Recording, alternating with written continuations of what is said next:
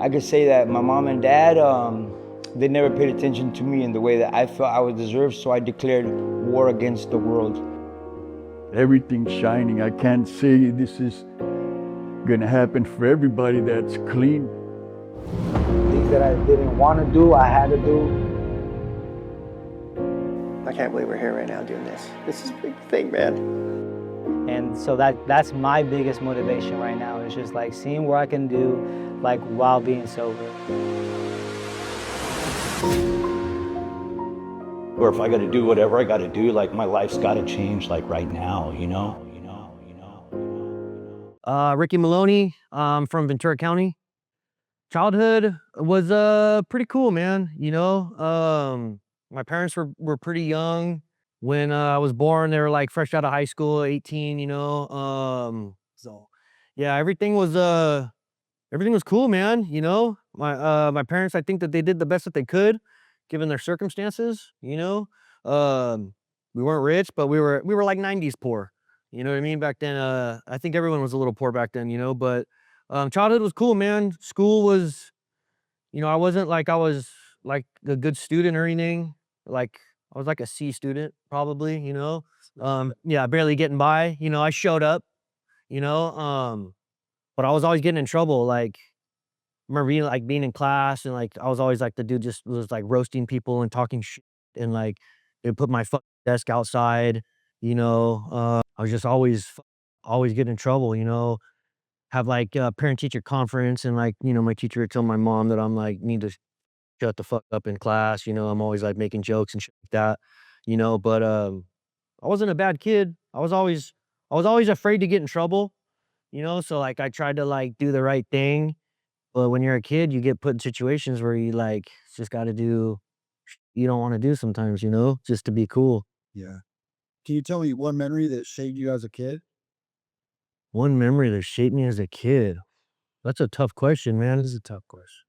I would say like one memory that I think that shaped me like as a kid and also like later on as an adult was like, I remember I had this birthday party. I think I was like 11 or 12, and one of my friends showed up, and he like had just got into like punk rock music, and he showed up and he had like this punk rock jacket with like patches on it, and he had like some CDs, and he started showing me like some punk rock music, and he was like, "Hey, check this shit out, this is what's up, And from that moment on, I knew that I wanted to be a punk, like that was just like, I was like, this shit's cool, man. I remember like looking at these CDs, we'd open them up, we'd look at the booklets inside, and these dudes with spiked out hair and leather jackets and combat boots and shit. And, from a young age, I remember seeing that, and I was like, that's what I want to be, And I think that shaped my mindset for probably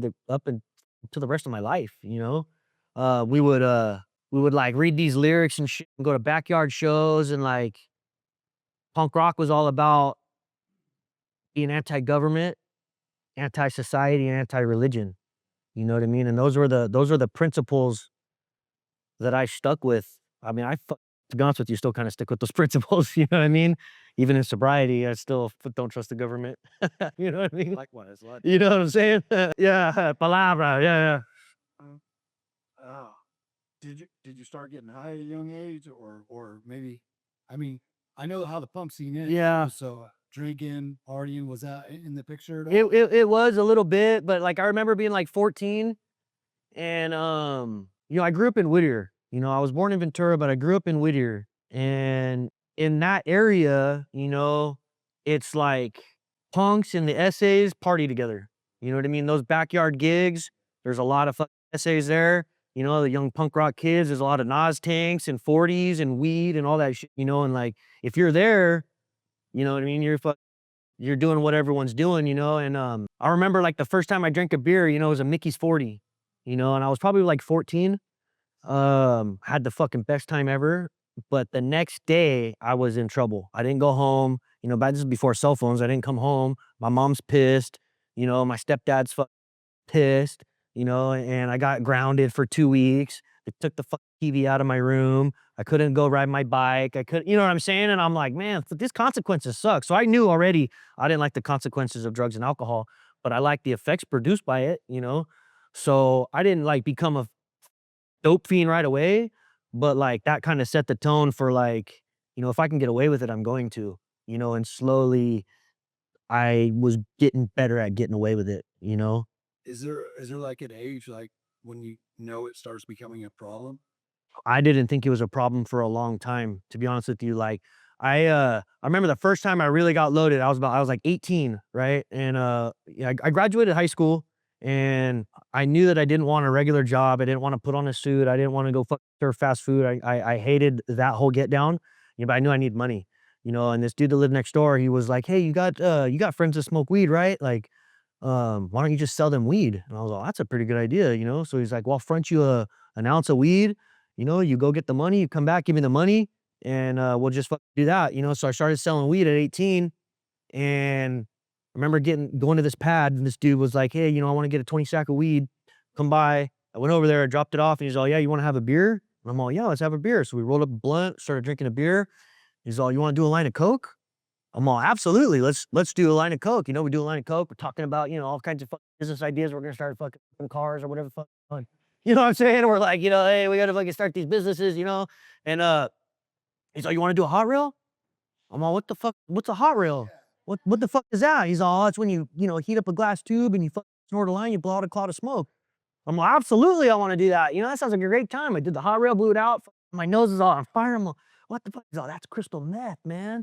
And I'm all, "I love crystal meth." You know what I mean? Like, I knew immediately that I loved that feeling, you know? And I pretty much drank and did speed for the rest of my 20s up until I got sober. And you know, I would wake up in the morning hungover, or sometimes I wouldn't wake up. I'd still be awake from the night before, you know, but I'd go to work. I'd go to work, I would do construction, but I would lose my job or burn my relationship to the ground or get kicked out of where I was living and go back to grandma's house or go back to mom's house. And I just did that all through my 20s. I didn't think it was a problem until I was 28 years old and uh I was starting to get pretty bad and I started to shoot speed. And within 6 months, I was in jail and I was looking at 10 years in prison. And I remember sitting in county jail, like thinking to myself, like, how did this happen? Like, how did I get here? You know what I mean? I'm just a young punk rock kid that likes to party. Why am I in county jail about to go to prison for 10 years? Like, where did it all go wrong? You know? And the only thing that really saved me from that consequence was that I had no criminal history. You know, I was in trouble for like a bunch of residential burglaries, GTA, fraud, identity theft, like all kinds of dumb shit, you know? Because once you start shooting speed, all of a sudden you want to steal people's mail and shit. You know what I'm saying? I don't know why it goes to that, but that's what it goes to, you know? And Do nothing with it, just steal it. yeah, I don't know what to do with it. Once I get the mail, I'm like, what am I gonna do? You know what I mean? But I got the mail. Let's fucking, you know, let's do more speed. You know? But I remember sitting in jail going like, fuck, dude, like this might be a problem, you know? And they let me out. They gave me 2 strikes. This is 6-year ESS and 5 years on probation. Basically, if I violate probation, I go to prison for 6 years with 2 strikes. That's a setup, right? Hell of a And deal. yeah, it's a hell of a deal, right? So I was like, "Oh, of course I'm gonna take that deal. I'm gonna get sober. I'm gonna get out of here. I'm never gonna fucking lie, cheat, or steal again," you know? And I got out and immediately thought, I mean, Orange County Jail, Theo Lacey, anybody that's ever been there, there's a TGI Fridays right across the street. I got out and the first thought was like, I gotta go get a beer. I gotta go get a cigarette and a beer. And that's what I did. I went and got a cigarette and a beer. And I thought I could just drink. Within a couple of weeks, I was shooting speed again, and I was not checking into probation. And the only thing that saved me was COVID. I remember I stopped checking into probation, and like 2 weeks later, my PO calls me, and I'm like, "That's it. This is the shit. I got a warrant. I'm gonna go to prison. That's it." He calls me and he goes, "Hey, just want to let you know that we're on lockdown because of this COVID virus, you know, and you can't physically come check in. You're gonna have to check in over the phone." And I was like, "I got you, bro. Don't trip. I can do that," you know? And I went on a fucking sick one. And the whole time I was like, "Okay, it's a 2-week lockdown. I'm just gonna shoot a little bit of speed for a couple of days. I'm gonna stop, and then I'm gonna get cleaned up. That way, when the COVID lift is, you know, done, I can go check into probation and I'll piss clean and I'll live a happy, sober life." And for like 9 months, every single shot I did was the last shot, and it was miserable. And that's when I knew I was fucked. I remember those times. Yeah. You know, this is my last bag. This is it. This is This is it. This is it. the last one. Every single one was the last one. And, you know, I mean, dude, 6 years ago from like this, around this time, 6 years ago, I was sitting in a fucking motel room with a bag of clothes that probably weren't even mine. And that's it. You know what I mean? And some dope and some rigs. And I couldn't even find a vein anymore. I was so just fucked, you know? I couldn't smoke speed, wouldn't work. Couldn't choke down a beer. I was just miserable, dude. Yeah. What's that like? What was that like? Like that loneliness or just that feeling hopeless. That's fucking hell on earth. Right. You know, that's hell on earth, man. Like, you know, like Alcoholics Anonymous talks about, you know, the alcoholic knowing loneliness like no one else. You know what I mean? Like I can be in a room full of motherfuckers and I feel like I'm completely alone. You know what I'm saying? I could be sitting in a fucking party and not relate to a single person. You know what I mean? I thought that I'm too good to hang out at the dope den, but I also can't fit in at the bar with the normies. You know what I'm saying? So where do I go? You know what I mean? That leaves me in a motel room by myself. Scared to go outside because I feel like I'm gonna get busted. Can't have people in my room because they're gonna steal my shit. You know what I mean? So like, it's absolutely miserable. Yeah. You know, What's your clean day? July 18th, 2020. Yeah, yeah. Whatever, whatever. Yeah, Man, that's what's up. yeah. So I mean, it sounds like you got some recovery too. I got some recovery in me. Yeah, I do. With the place that I went to, I mean, I was in a Medi-Cal funded, low budget, bottom of the barrel rehab. You know what I mean? And I got very, very lucky getting put in the place I went to because they were like 12-step based. You know what I'm saying? It was like, if you're not programming, get the fuck out. You know, if you don't have a sponsor and you're not working steps, get the fuck out. You know, and that worked for me. You know, and I showed up, and it wasn't like I showed up and I looked at the steps on the wall and I was like, oh man, this is the that's gonna work. This is what I've been waiting for my whole life. Like I can't wait to do a fist step and make amends. Like I looked at that and I was like, I don't believe in God. I don't know anybody in apology. All that that doesn't have anything to do with me. I just need to stop getting loaded, you know? And there was some dudes that went around there that had some sobriety in them, and it wasn't even about like, you know, having or, having the car or having the whatever, like that shit doesn't impress me. It was these dudes walking around like that they were like, they had serenity, you know, like they were like, you can't fuck with me, you know? And I wanted that, you know, I always wanted to feel like, I always had that mentality, like, I don't give a fuck. I don't give a fuck. But the people that say they don't give a fuck give the fuck most. You know what I mean? And that was my mindset. It was always like, I want to feel like I don't give a fuck. And I think that that's why I like drugs and alcohol, because it brought me to that place where I don't give a fuck, you know? But really, in reality, that mindset is like, I can't be fucked with. And it's a whole different thing. You know what I mean? Like, I don't let the small shit get in my head, because shit's gonna work out the way it's gonna work out anyways. And the more I try to control shit in my life, the more out of control my life actually is. So I just live in the moment. I live day to day, man. I just like try to bring that idea of the steps and sobriety, and I try to take that with me everywhere I go, because it's real easy to do AA in an AA meeting and sit there and share some shit that like I've heard somewhere else. You know what I mean? But how am I acting in my day-to-day life? How am I treating other people? You know, because we could sit here and I can say, hey man, I have 5 years sober, and everyone's like, yeah, cool, man, you haven't drinking, smoked in 5 years, but like, when was the last time you lied? When was the last time you stole some shit? When was the last time you cheated? When was the last time you know what I'm saying? And it's like, well, when you think about that, fuck, man, maybe it was a week ago. You know what I mean? So like, you know, what's the difference? If you're gonna live like that person you used to be and just try to be sober, you're gonna end up getting loaded again, Absolutely. you know? I always tell people, if sobriety is your only goal, then you're already failing. It's not enough. It's not enough. It's not enough.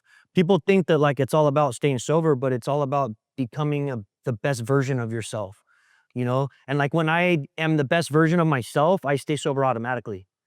Getting loaded doesn't appeal to me. It's not an option. I don't look at, like, for some people, you look at the guy that's got shit in his pants and he's passed out in front of 7-Eleven, you go, fuck, that guy's got the bomb. You know what I mean? Like I look at that and I'm like, fuck, how can I help that guy? You know what I'm saying? I don't see that anymore. I don't like it, like you see the world through like, you know, a different pair of glasses almost, you know? Yeah. Yeah. I mean, that's real right there. Mm. I mean, that's really how you know that like recovery is actually working in your life. Yeah. Like, I'm at this point where I really don't care about the only thing that I care about is if you're if you're a sex offender. Other than Right. that, I don't care about. That's the only thing everyone can agree on. That's right. You know what I mean? I don't care. Yeah. I really don't care about your background. It's more if you are suffering enough and you want to change, I will do whatever I can to help somebody. Absolutely. You know what I mean? Yeah. That's just what it is. And like I said earlier, I always thought that I was a gangster, but deep down, I had a really good heart. You know what I mean? And just like most of us, we fit into these places, these categories, and it just made me more of a broken person. But I think that's powerful. That you look at people and you respect people, and you understand that people are out there just suffering. Yeah. Well, I mean, when we're all living that life, we have qualities that serve us. You know what I mean? Like when you're locked up or you're on the streets, you have to have those qualities. You know what I mean? That gangster shit, that don't give a fuck type mentality. You have to have that because it serves you and it helps you. You know what I mean? But like when you're in jail, like most of the toughest guys in there are actually the guys that are scared the most. And those are the most dangerous ones because they're willing to do whatever it takes to prove that they're not scared. And like those kind of qualities can serve you in sobriety. Like if you're gonna be that tough guy or that gangster, like do it, use your powers for good instead of evil. If you're so, you know what I mean, whatever, like go and help some people, because they talk about that kind of shit in jail. Like you get there and they're like, oh, let's fucking help the homie out. Let's fucking do this. And it's like they're all just burning each other, lying to each other, doing dumb shit, like telling them you can't do this, but they're secretly doing it behind their back and like all this crazy shit, you know what I mean? And you're like, whoa, you know what I mean? Like I didn't like I didn't see that shit until I went to jail, dude. You see all that shit and you're like, fuck, man, like it's it's not what it seems like. There's no honor in there, at all. Absolutely. Yeah. Oh, that's all right. So should I'll text too. Hold on, let me check my likes. How we doing? Yeah, we're doing good. Yeah. I just got 12 new followers. So yeah, yes. That's right. So was it like a one and done thing for you? Like you went into that rehab and you got hooked up with the right people and like your life just started flowing? For me, it was, I tried it once, it worked. But the thing with me is that like I was ready. You know what I mean? I got to a point where like my back was against the wall. I didn't really have any other options. I didn't really have anybody or anything. And the other choice was stay getting loaded and then just wait till I get picked up and go to prison. Like that was what was gonna happen, you know? And I just knew like dude, even my little amount of county jail time, I knew I was like, this isn't for me. You know what I mean? I don't want to do this. So when I got out and it was like either go to prison or get sober, I was like, well, sobriety doesn't sound that bad when you put those two options next to each other. Um, but all the time I spent loaded before that, I had never honestly wanted to get sober. I was only sober like if the connect didn't have any shit, or if I was just too hungover from the party for the weekend, I had to take a couple days off, or you know what I mean? I never really honestly thought that I needed to be sober or had the desire to stay sober. And once I had the desire to stay sober and I did the things it took to get me sober and stay sober, it was kind of actually really easy for me. Yeah. And what's your life look like today? My life today is crazy. Like when I really think about, like I said, 6 years ago being in a motel room with a backpack full of shit, and that was my life. My life today is like I got a roof over my head. I got a tattoo shop with one of my closest friends, What's the name of the tattoo shop? Beach Boulevard Tattoo. Where's that at? It's in Anaheim. In Anaheim? Anaheim, yeah. And we do what we love every single day. You know, we're not rich, but we're not poor. But we have a good life. I've been traveling. I've been going all over the place, tattooing people. You know, I'm grateful as fuck for what I get to do. I feel like I've unplugged from the matrix. You know, like I'm doing whatever I want whenever I want. You know what I mean? And like that's the dream. You know, not having to wake up and go hit the pipe is pretty cool too. Yeah, You know. absolutely. So do you work a program today? Do you got a sponsor? Do you go to meetings or? Yeah, I do. So I have a sponsor. I go to meetings here and there. I sponsor a handful of guys. I have a commitment. I go back to the rehab that I completed, and I facilitate like a group like a kind of like an AA kind of a meeting. Yeah, kind of like a panel kind of a thing. It's like I just go in there and interact with them, and we have like an open discussion meeting, and I kind of pick their brains and kind of tell them, you know, a little bit about my experience and like how my life has changed, and like so I do that like every other Saturday. And that's kind of been a big part of my program, and then that's how I go there and I do that, and then usually guys will ask me to sponsor them, and then I walk them through the steps, and that is kind of the recipe for my, my sobriety. 6 years ago, I mean, so how'd you get into tattooing? I'm gonna ask you that first. Dude, tattoo You were a kid? it was kind of an accident. Like I used to draw as a kid. I would get like those little cartoon art books. They teach you how to draw, and I'd just draw little fucking cartoon characters and shit. And like eventually, when I got into punk rock, I would paint shit on leather jackets and like make patches and like do all that kind of shit. So I was always creative. I wasn't like the greatest artist, but I was always pretty creative. And when I like about 10 years ago, we were at my buddy's house and we were partying in his backyard, and he had a coil tattoo machine. And he's like, "Hey man, can we set this thing up?" And like, cause I had already had a bunch of tattoos. I started getting tattooed right when I turned 18. So I'd always been involved in like tattooing. I knew tattooers. I was getting tattooed. Like I'd always been kind of obsessed with tattoos. And I remember my buddy showed me this machine. We couldn't figure it out. We couldn't figure out how to get the fucking rubber bands on there and get the needle, but we couldn't figure it out, and I don't think we had all the right shit. We were fucked up. So I went on eBay and I ordered the full kit. It was like $25, came with everything. And got delivered to my house, and I did a couple tattoos on my leg, and I immediately knew I was like, I want a fucking tattoo. And I tattooed as much as I could, almost every day, like for like 3 or 4 years. I tattooed almost every day on myself. Like most of the tattoos I have that are fucked up on me, I did myself. And I did the most horrible tattoo sleeves on my friends.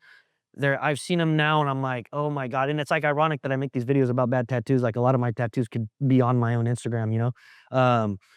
They were pretty bad. And I loved it though. And then when I got sober, I met this dude that had been sober for a while, and he was a tattoo artist, and I got tattooed by him a couple of times, and I talked to him about, tattooing and stuff, and he was like, "Well, what do you want to do?" And like I had kind of quit for a couple years, and I figured I'm not any good at it. I'm just gonna probably stop fucking people up and just quit. And I talked to him about it, and he's like, "What do you want to do? You want to be a scratcher and just kind of do fucked up tattoos here and there in a garage once in a while, like for $50, or do you want to be like a real tattoo artist?" And I didn't really understand what that meant. And I was like, "Talk about like what's wrong with doing fucked up tattoos? Isn't that what everyone does?" And he was like, "No, being a real tattooer, like working in a shop and like making a career out of it and like doing good tattoos and like, learning, like the tradition of tattooing." And I was like, "Nah, that's not for me." And I had this fucked up job that I would like, it was a phone sales job, and I fucking hated it, dude.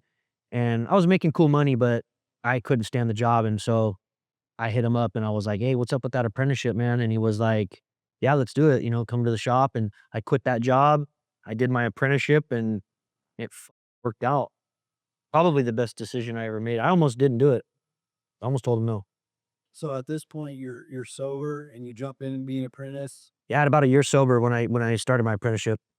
I mean, what was that like? I mean, were you still struggling? I mean, honestly, the apprenticeship was like pretty cool. I had a year sober. I was living in sober living. I had an EBT card. I had a little piece of shit Honda.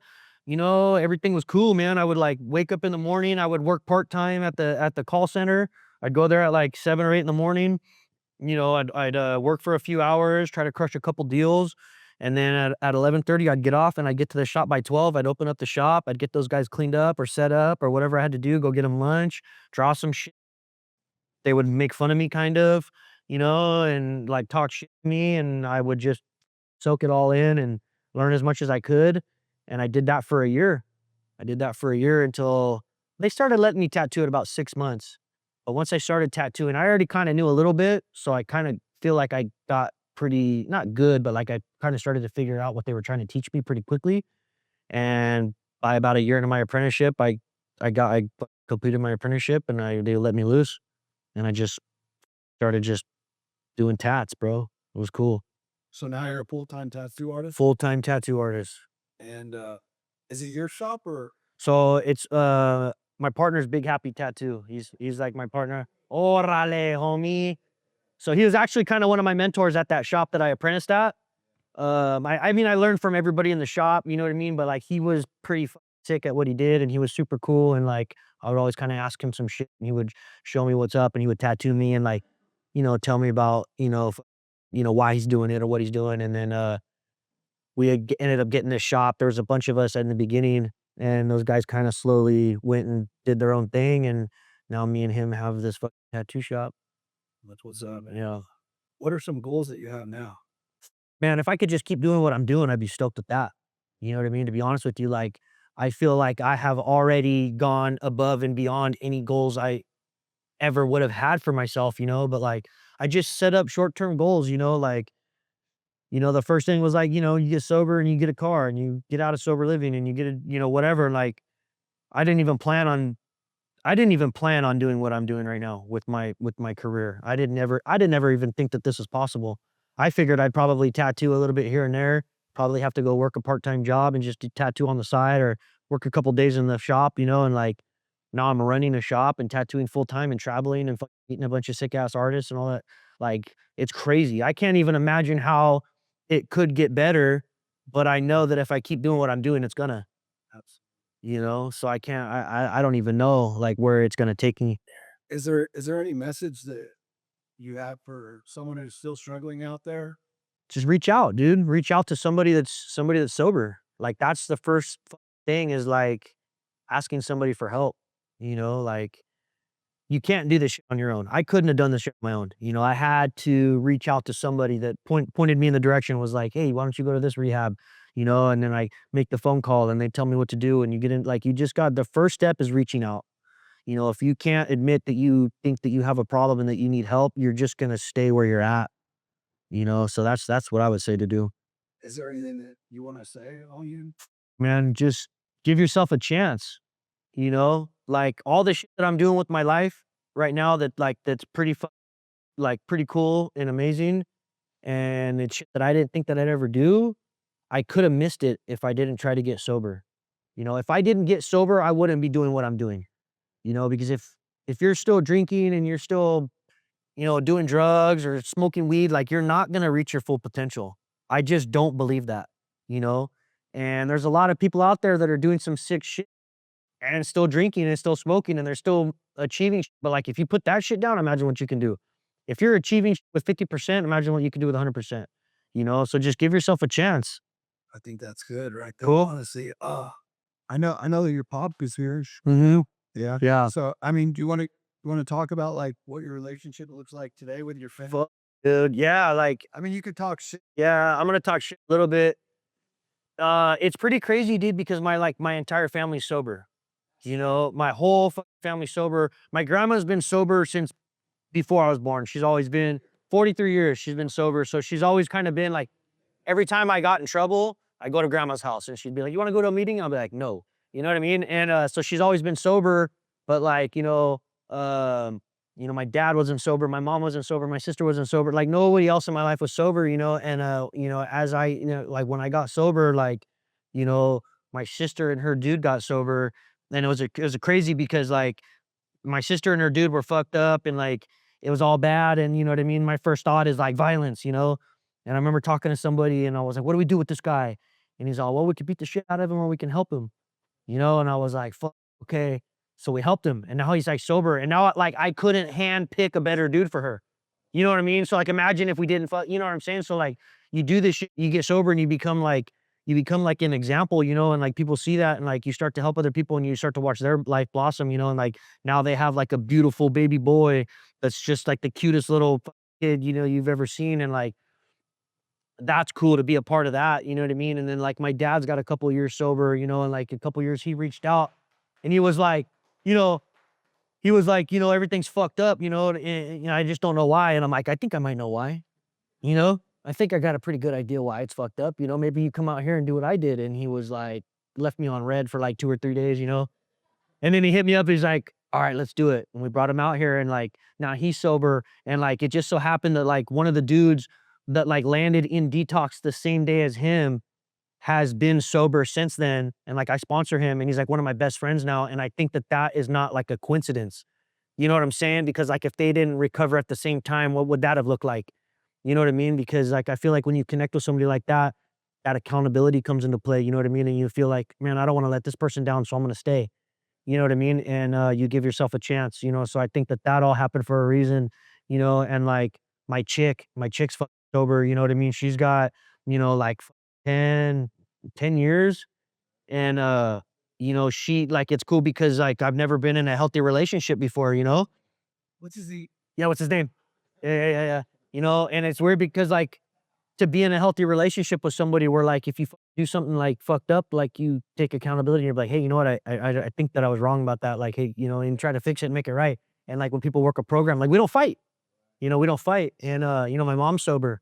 You know, my mom's sober and she wasn't really like the hope to die dope fiend or whatever, but she was just a drunk. Like, you know what I mean? Like, you know, and now she's with, you know, now her dude is like sober and they go to the gym and they're sober. And like, you know what I mean? So like you like having everybody in my life being sober is like pretty fucking cool. And I could have missed that shit, man. I could have been still locked up in the motel room trying to find a vein. You know what I mean? Like, and all this cool shit's happening. Or I would probably be in prison right now. That's probably that's what would have happened is I would have been locked up. There's no way I would have been able to run long enough to fucking figure it out, you know? I could say that my mom and dad, they never paid attention to me in the way that I felt I would deserve, so I declared war against the world. Everything's shining. I can't say this is gonna happen for everybody that's clean. Things that I didn't want to do, I had to do. I can't believe we're here right now doing this. This is a big thing, man. And so that's my biggest motivation right now is just like seeing what I can do like while being sober. Or if I got to do whatever I got to do, like my life's got to change like right now, you know?